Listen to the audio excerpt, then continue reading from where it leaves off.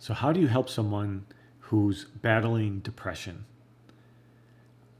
I know that it can be an experience filled with a lot of highs and a lot of lows. You can feel helpless at times. And especially if up to this point it's felt to you and probably also to the other person that there just doesn't seem to be any light at the end of the tunnel. It doesn't seem like there's any way out of this.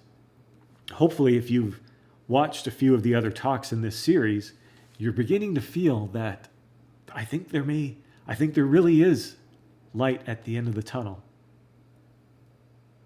I think there's a way out of this. So hopefully your entire feeling, your whole relationship with this situation is changing.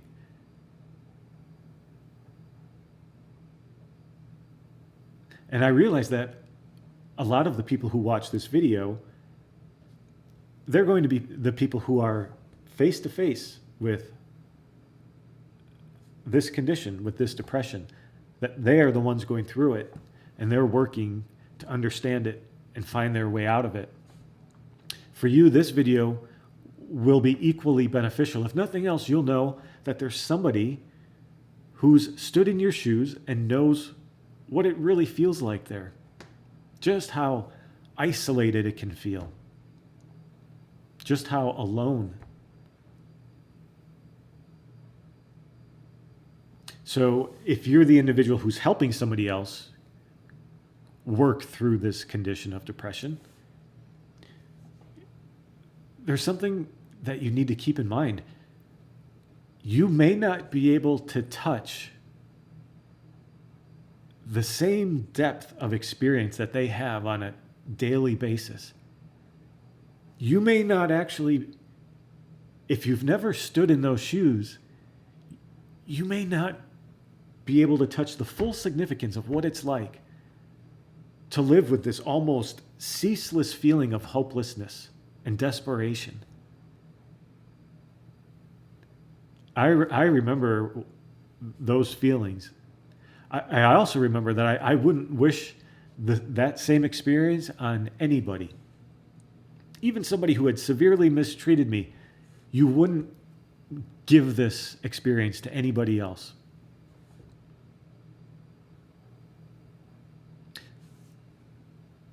They also, and of course, there's always degrees to this. Some people will feel these things more deeply than others. But oftentimes, they have this feeling that they're a tremendous burden to other people. That they're not able to fake their way through it and pretend convincingly to be happy and to be having a good time. And so they see in the eyes of others, you know how many things get communicated with a glance? You don't have to say a single word. And volume upon volume of words are exchanged in that glance. And so they see that people around them are uncomfortable, that they're concerned for them. They don't know how to treat them. They don't know how to comfort them. They feel helpless. And they feel that they are a tremendous burden to other people. Now, I'll just sew in a little idea from one of those earlier talks right here.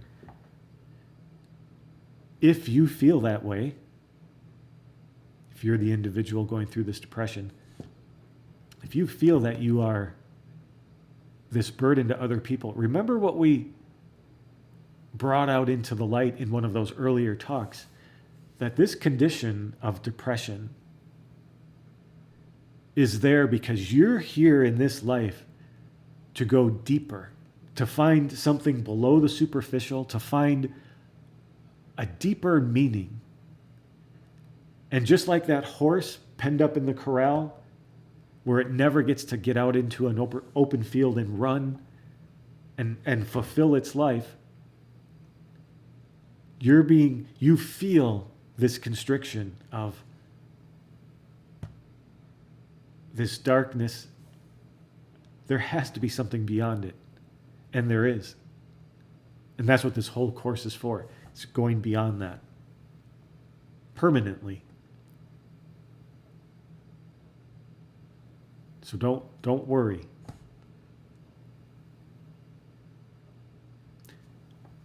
Going back now to the people who are helping individuals work through this, you come across somebody from time to time who is just calloused. They've been made hard by what has happened in their own life. And so they'll say something like, well, just pick yourself up by your own bootstraps. That's what the rest of us have to do. It's not that simple.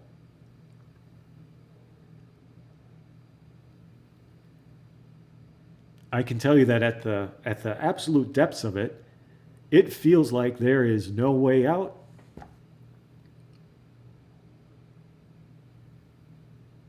Period. That's the way it feels. So how do you help somebody? It's an interesting thing to pause and reflect on. How do you actually help somebody?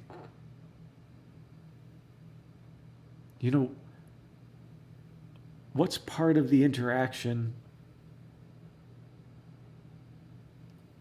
when real help gets offered and given to somebody else?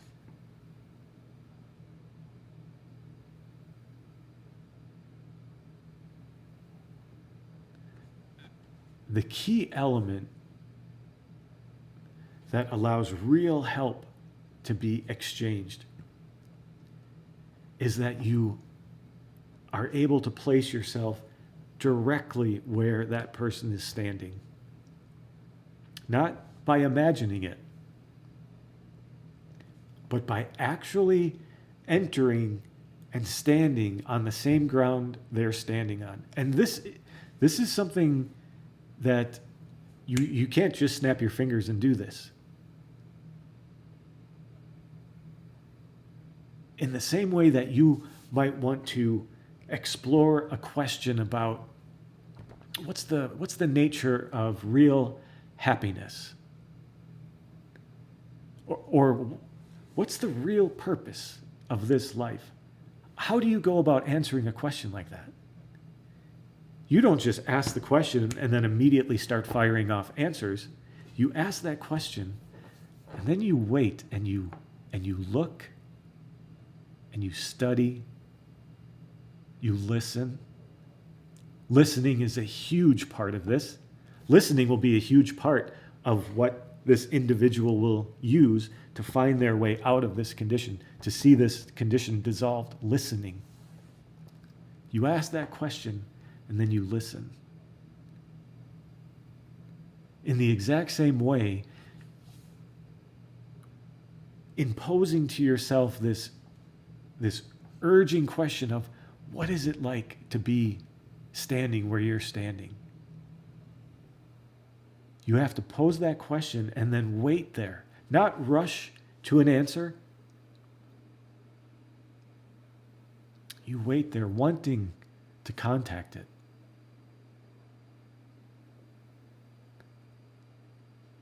And I've got a little image here, a little diagram to help make this more clear and give us a picture to take away so that we can refer to the picture and then instantly remember this understanding.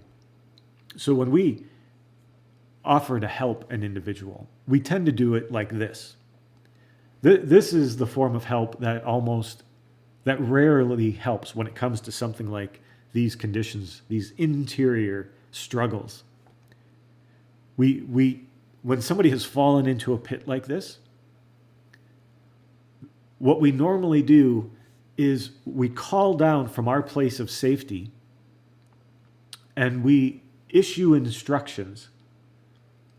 Here's how you get out. This is what you need to do. And so we're safely tied off.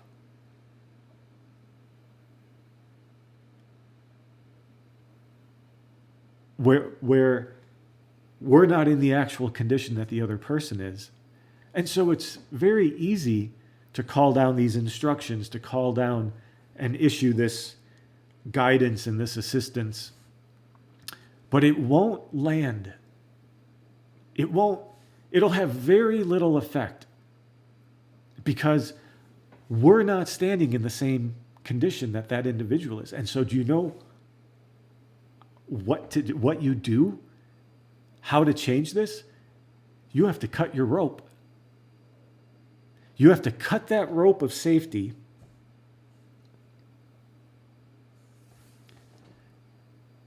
and put yourself right down where that individual is, in the same ground, and actually feel the exact same desperation.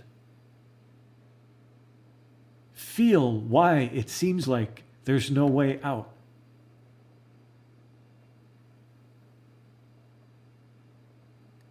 And if you've ever wondered why, if you've had a situation like this or somebody struggling with some other internal condition, you may have found that sometimes it would get to a point where you couldn't communicate because this approach wasn't being used. I wanted to help this person and get them beyond this situation, and I feel like I know how to do that.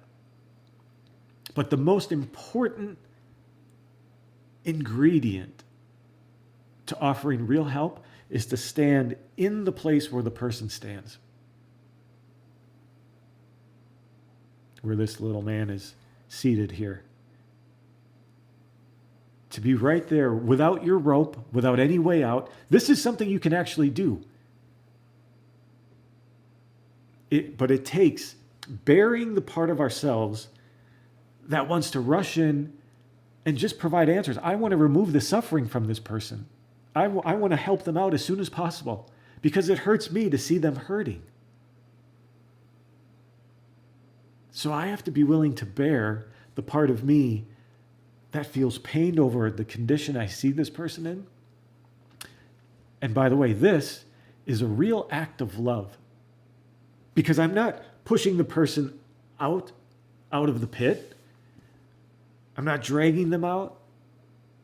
I'm saying, I want to know everything about where you are.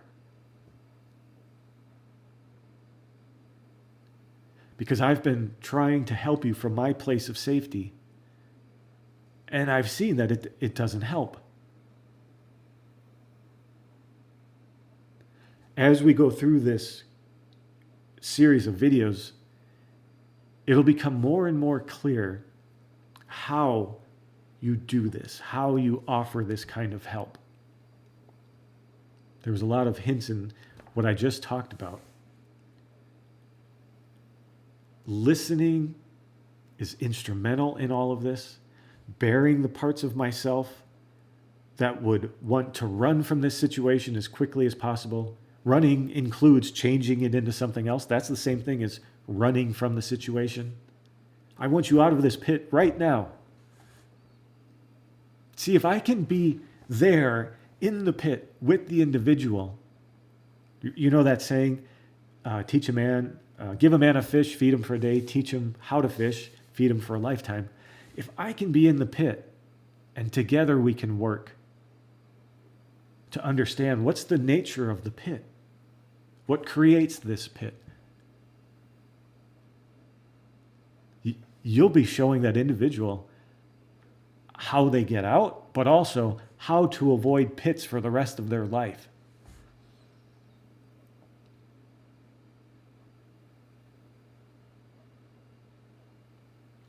So I jotted down a few items here as reminders. So set aside these tendencies. You'll feel these urgings to push this person towards a resolution, to hurry them on their way. Set that aside. Don't push. Don't even try to go in there and solve their problems. Understand the situation they're in. But don't go in with the intention of we need to solve this. See, you would think that surely that must be okay. I want to solve this problem. Isn't that the same thing as knowing everything about where they are? In most cases, no. In most cases, it's a act of premeditation. It's a hidden agenda, a secret motive. And that secret motive has a pressure behind it. A pressure of, I want to rescue you and quickly. When you really rest right where that person is, relax there, learn everything you can about their situation, there's no pressure. There's no pushing. There's an ease to it. It may be the first time this person has ever felt this ease relative to their condition and other people.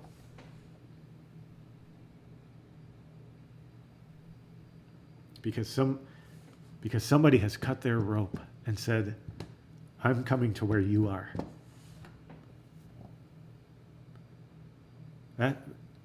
That's an act of love.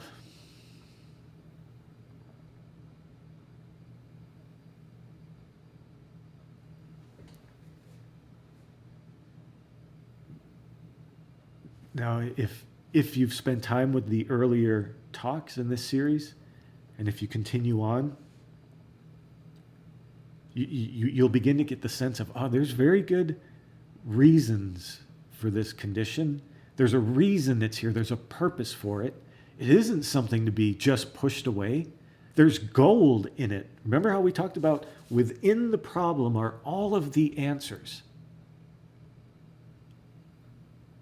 The problem itself teaches me all about what produces that problem. And our normal tendency is the problem is the thing that's the real issue. We need to get it out of here without making the smallest attempt to understand it.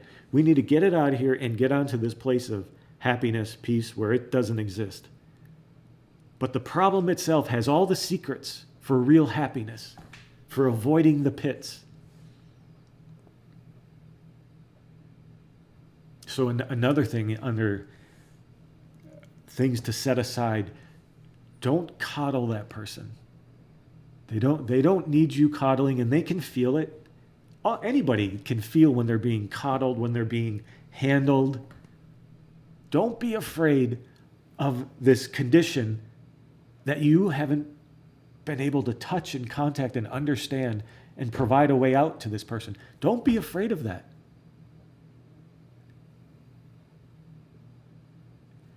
If you want to radically change your relationship with this person, walk up to them and say, do you know what? I've been afraid of what you're facing because I don't understand it. And so it has made me fearful, afraid. It's made me push you away. It's actually made me, and I had no idea, afraid to be in the same room because I didn't know what to do. I hope the feeling of this comes through. This is a turning point. A turning point not just in your individual lives, but in the whole of the way the world responds to this kind of situation. The whole world responds in the same way. Oh no, we got to do something to get this out of here. I'm terrified of the condition because I've never been there. I don't understand it. I don't know how to help. Say that honestly to the person without any weight to it. I've been afraid because I don't know how to help. Don't just say, I don't know how to help. Go one step deeper, as deep as you want, but go a step deeper. A little more honesty and include that first part. I've been afraid because I don't know how to help you. But I'm now starting to catch on to how I can offer real help, which is all of the things that we just talked about. So you can do for them what maybe nobody has ever done, which is just be with them.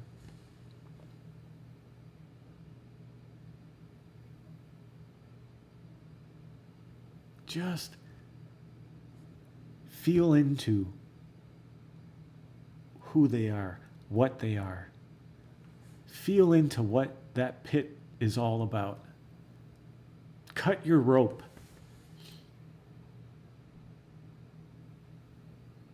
Don't worry about how do we get out of here. When somebody has to go to another individual, out in the wilderness somewhere, and they have to make the ultimate decision to cut their rope and go down to where that person is, when they arrive there, however, tumbling down the hill to wherever that person is stuck,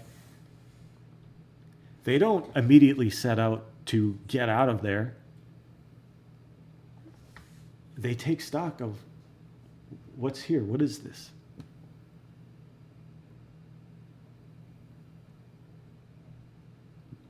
Which is a state of silence, a state of listening. When you study something intently, that's a state of listening. You're listening to what it is. You're letting it tell you all about it.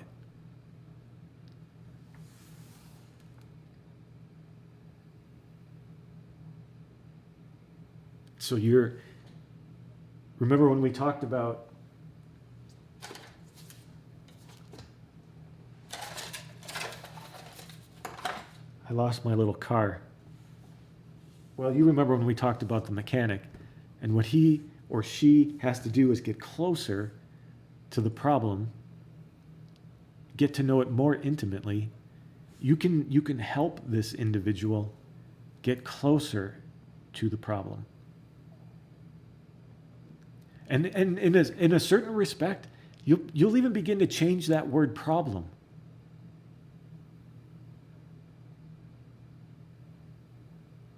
We're going to get closer to the condition. We're going to get closer to this expression so that it can teach us all about itself. And to do that, we need this space, this silence.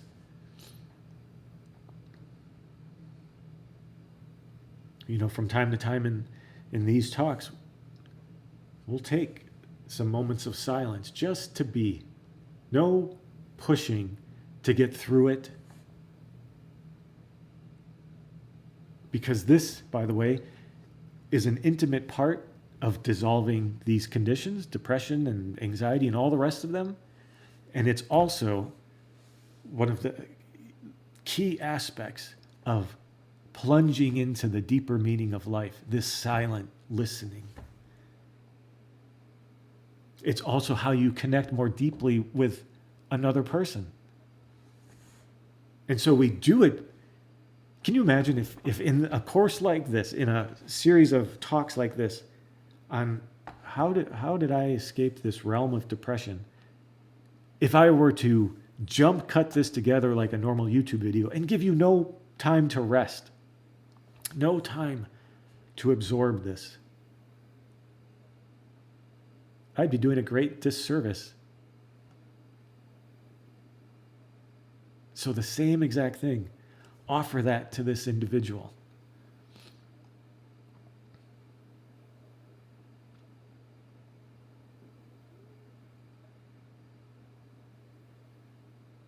That act says to this individual, you can be exactly what you are. I'm not going to push you out of it.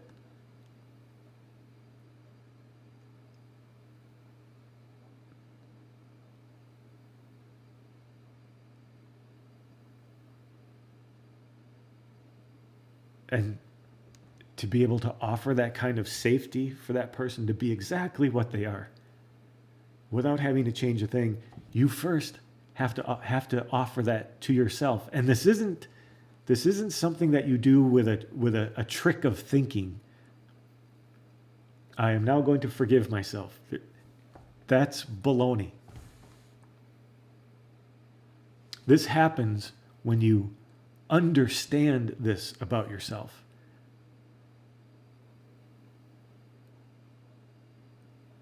When you understand that one of the reasons why your own life has been filled with pressure is because there's been no space in it. It's been an almost ceaseless movement in a state of angst my whole life. And so to offer this space to that person, you first have to offer it to yourself. It's actually a simultaneous thing. It's given to both of you when one of the individuals involved enacts it in the moment. And this is really one of the reasons why people fall into this depression, is because there are so few places in life where they're actually able to contact other people, where those other people aren't just frantically pushing, wanting to get the conversation over with, wanting to butt in with their point so that the person never feels like they're heard.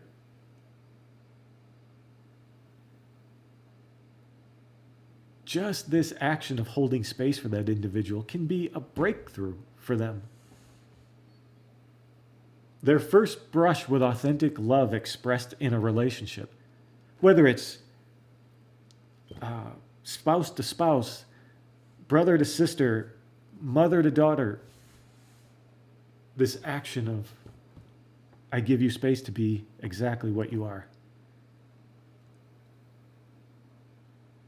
And you don't have to worry, because ultimately, not only do you not have to worry about providing the answers for that person to climb out of that situation, you can't provide them because they must find them within themselves, which is the same thing as providing them to themselves. There's more subtlety to it than that, which we'll get into in future talks. But you don't have to be the one to provide the answers. But you can provide this safe ground, this safe space. And because they don't have the same things bombarding them all the time that they've had up to this point, people who are uncomfortable in their presence, don't know how to treat them, it's an instantaneous change in the whole relationship. And the one last thing I'll say is, take this course, complete this series of talks with that person. Because you can swap out the word depression if that's something that isn't dominant, or you haven't had many brushes of direct experience with the state of depression. Put anything else in its place. Put anxiety in there. Put grief in there. Put a troubled past in there. Childhood trauma. Because it's the same root beneath all of these things. So you'll be dissolving these other conditions that are part of your life as you're working and going through these talks with this other person.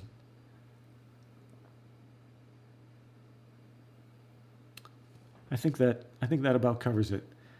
So we're going to be moving on now in the next video to really the meat of phase 1. What is it that creates depression? And we're going to be looking at this action, this dynamic that I mentioned a few talks ago of acquiring ignorance. Acquiring this ignorance that ends up being the ground of depression. So that's going to be the exciting first talk in our phase 1 exploration. I find it exciting. Hopefully you'll find it exciting too. But we'll see you in that video.